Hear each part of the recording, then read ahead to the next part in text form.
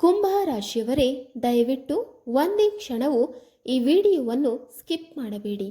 ಕೈ ಮುಗಿದು ಕೇಳಿಕೊಳ್ಳುತ್ತೇನೆ, ಇದನ್ನು ಅರ್ಧಕ್ಕೆ ನಿಲ್ಲಿಸಬೇಡಿ.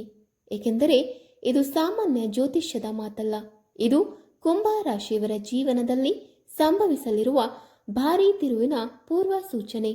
ನೀವು ಕುಂಭ ರಾಶಿಯವರಾಗಿದ್ದು ನಿಮ್ಮ ಹೆಸರಿನ ಮೊದಲ ಅಕ್ಷರ ಇಂಗ್ಲಿಷ್ನ ಎ, ಜಿ, ಎಸ್ ಅಥವಾ ಕೆ ಅಕ್ಷರಗಳಿಂದ ಆರಂಭವಾಗುತ್ತಿದ್ದರೆ ಈ ಸಂದೇಶ ನಿಮ್ಮವರೆಗೂ ತಲುಪಿರುವುದು ಆಕಸ್ಮಿಕವಲ್ಲ.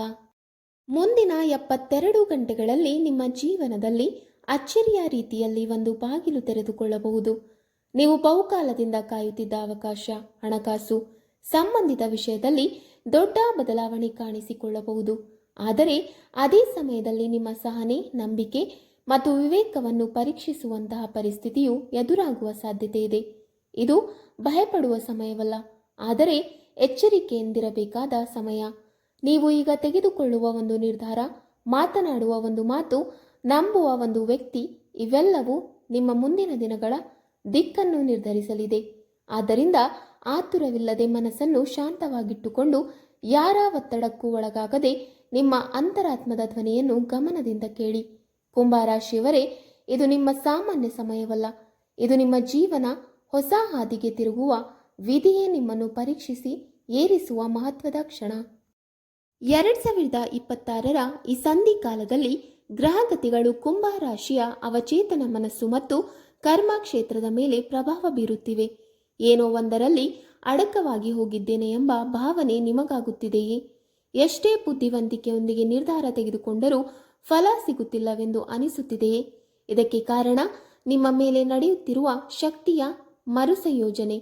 ವಿಶೇಷವಾಗಿ ಎನ್ ಅಥವಾ ಆರ್ ಅಕ್ಷರದಿಂದ ಹೆಸರು ಶುರುವಾಗುವ ವ್ಯಕ್ತಿಗಳ ಬಗ್ಗೆ ಈಗ ಹೆಚ್ಚು ಎಚ್ಚರಿಕೆಯಿಂದಿರಿ. ಇವರ ಮಾತುಗಳು ಸಿಹಿಯಾಗಿರಬಹುದು, ಆದರೆ ಒಳಗೊಳಗೆ ನಿಮ್ಮ ಶಕ್ತಿಯನ್ನು ಹೀರುತ್ತಿರಬಹುದು. ಕುಂಭರಾಶಿಯವರೇ, ನೀವು ನಿಮ್ಮ ಒಳಶಕ್ತಿಯನ್ನು ಮತ್ತು ವಿಶ್ವ ನಿಯಮವನ್ನು ನಂಬುತ್ತೀರಾ? ಹೌದು ಎಂದಾದರೆ ಈಗಲೇ ಈ ವಿಡಿಯೋವನ್ನು ಲೈಕ್ ಮಾಡಿ ಮತ್ತು ಕಮೆಂಟ್ ಬಾಕ್ಸ್ನಲ್ಲಿ ಓಂ ನಮಃ ಶಿವಾಯ ಅಥವಾ ನಿಮ್ಮ ಇಷ್ಟ ದೇವರ ಹೆಸರನ್ನು ಬರೆಯಿರಿ. ಕುಂಭ ರಾಶಿಯವರಿಗೆ ಶಿವತತ್ವ ಅತ್ಯಂತ ಬಲವಾದದ್ದು. ನೀವು ಬರೆಯುವ ಆ ನಾಮ ನಿಮ್ಮ ಸುತ್ತ ಒಂದು ಅದೃಶ್ಯ ರಕ್ಷಾವಲಯವನ್ನು ನಿರ್ಮಿಸುತ್ತದೆ. ಇದು ನಿಮ್ಮ ಮನಸ್ಸಿನ ಗೊಂದಲವನ್ನು ಶಾಂತಗೊಳಿಸಿ ಸರಿಯಾದ ನಿರ್ಧಾರಗಳತ್ತ ನಿಮ್ಮನ್ನು ಕರೆದೊಯ್ಯುತ್ತದೆ. ಕುಂಭ ರಾಶಿಯವರಿಗೆ ವಿಶೇಷವಾದ ಗುಪ್ತ ಪರಿಹಾರ. ಇದು ಕೇವಲ ವಸ್ತುಗಳ ಆಟವಲ್ಲ, ಇದು ನಿಮ್ಮ ಒಳಶಕ್ತಿ ಮತ್ತು ಬ್ರಹ್ಮಾಂಡದ ಶಕ್ತಿಯ ನಡುವಿನ ಸೂಕ್ಷ್ಮ ಜೋಡಣೆ. ಕುಂಭ ರಾಶಿಯವರು ಸಾಮಾನ್ಯವಾಗಿ ಯೋಚನೆಗಳಲ್ಲಿ ಮುಳುಗಿರುವವರು, ಆದರೆ ಈಗ ನಿಮ್ಮ ಶಕ್ತಿಯನ್ನು ನೆಲೆಗೆ ತರಬೇಕಾದ ಸಮಯ. ಒಂದು ನೀಲಿ ಅಥವಾ ಬಿಳಿ ಬಟ್ಟೆ ತೆಗೆದುಕೊಳ್ಳಿ. ನೀಲಿ ಬಣ್ಣವು ಶನಿ ಹಾಗೂ ಆಕಾಶ ತತ್ವವನ್ನು ಪ್ರತಿನಿಧಿಸಿದರೆ, ಬಿಳಿ ಬಣ್ಣವು ಮನಃಶಾಂತಿ ಮತ್ತು ಸ್ಪಷ್ಟತೆಯ ಸಂಕೇತ. ಅದಕ್ಕೆ ಜೊತೆಯಾಗಿ ಒಂದು ಪೂರ್ಣ ಅಖಂಡ ಅಡಿಕೆ ಮತ್ತು ಒಂದು ಚಿಟಿಕೆ ಅಕ್ಷತೆ ತೆಗೆದುಕೊಳ್ಳಿ. ಅಡಿಕೆಯ ಮೇಲೆ ಅಕ್ಷತೆಯನ್ನು ಇಟ್ಟು ಎರಡನ್ನು ಬಲಗೈಯಲ್ಲಿ ಹಿಡಿದು ಕಣ್ಣು ಮುಚ್ಚಿ ಹೊರಗಿನ ಗೊಂದಲಗಳಿಂದ ಮನಸ್ಸನ್ನು ಸಂಪೂರ್ಣವಾಗಿ ಬೇರ್ಪಡಿಸಿ.